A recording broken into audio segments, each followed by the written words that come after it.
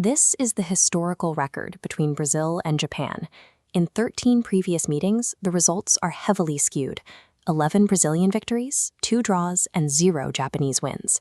Entering this match in Tokyo, the atmosphere was thick with the weight of that history.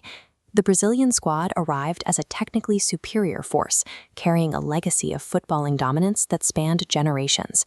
Against this data and Brazil's sheer depth of talent, Japan faced a nearly insurmountable challenge to secure even a single goal, let alone a win. From the opening missile, Brazil dictated the pace. They used aggressive runs and individual flair to keep the Japanese defense on its heels. That control quickly turned into points. Paulo Henrique struck a clinical first-touch goal, putting Brazil in their expected position of strength. A second blow followed soon after. A sequence of quick passes left Gabriel Martinelli clear in the box, and he smashed a first-touch shot past the keeper to make it 2-0. Facing a 2-goal deficit against Brazil typically means the match is settled.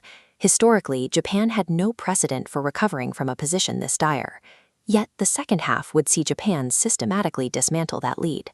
The question is, what specific tactical mechanisms allowed them to overturn an invincible Brazilian advantage in just 45 minutes? Japan's response began with a drastic shift in defensive positioning. They abandoned their deep block in favor of a coordinated, high-risk press. This system was engineered to suffocate the Brazilian center-backs.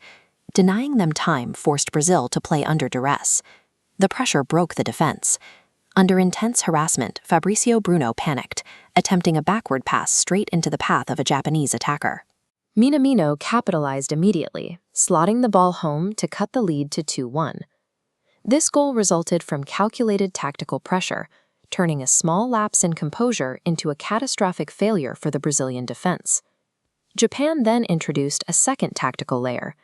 They used their wingers to stretch the field horizontally, pulling the Brazilian defense apart.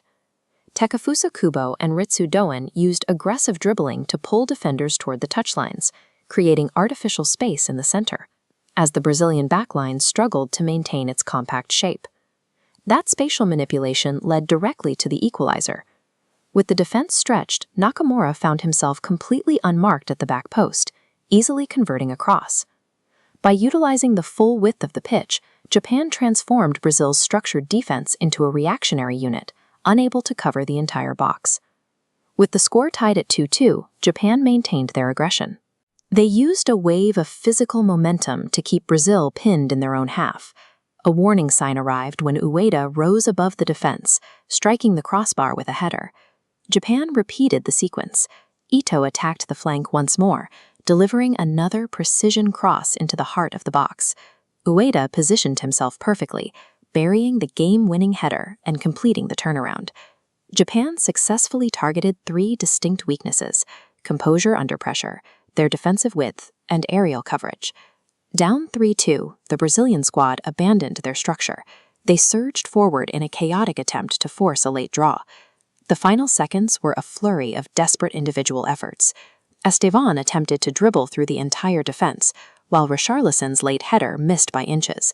But the Japanese defensive unit operated with absolute clarity. They absorbed every disorganized run and neutralized the final Brazilian barrage. The final whistle ended the match and shattered a historical curse that had lasted over a dozen games. This victory proves that technical talent and an early lead mean very little